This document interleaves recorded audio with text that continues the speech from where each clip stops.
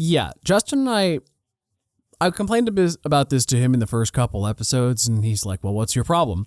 And then I had this whole argument with him for an hour where we just tried to break down what my problem with the cinematography was. And this is basically what we came up with. And this isn't an argument I hear commonly, so could be interesting.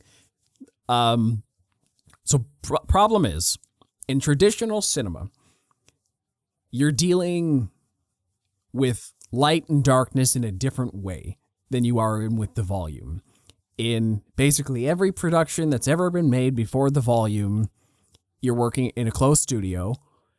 The studio is dark, and you got to put intentional lighting around to create a balance of lights and shadows and whatever you want it to look like. The volume is the exact opposite problem. You're working in a room of light, and now cinematographers have to create shadows, especially. But nobody's thinking about that yet. So everything just looks flat light.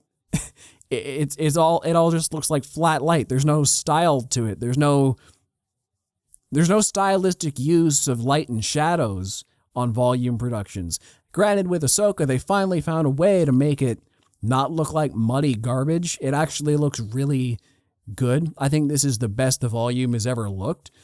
But I miss that traditional cinematic component where you're playing with shadows across your faces and in the backgrounds, and it creates tension. It creates a unique visual style. It's just, in a visual medium, the balance between light and dark is very important. Well, hell, in Star Wars, metaphorically as well. But it's basically all well lit, all flat, all the time. Everybody and everything in frame is just the same. There's no pulling of focus. So I think that's the thing. That's the next upgrade for the volume, is they need to figure out how to use shadows again. That'll draw it even further. I hear what you're saying. There's only so much they can do with like screen technology, though, in terms of brightness, because you can never emulate or, do the exact same type of brightness as the sun. The sun's brightness on like a no clouds day is the brightest fucking thing we have in our solar system. So to try to emulate that with Earth technology is impossible. It's not going to happen. And that's where you get those really crisp shadows in Hollywood, and you play with that more.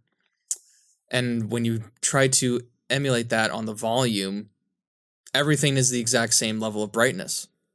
That's what it is. And I don't know how they could really fix that besides putting a simple light maybe behind the camera operator, and just giving an actual harsh light on some of the actors. Because I agree with you, the lighting for most volume stuff is just the same flat, everyone is lit the exact same way, which doesn't really add to the cinematic scale of it, but it's also a TV show, so it's strange. Well, see, that's why. And then also, the camera work is basic as well.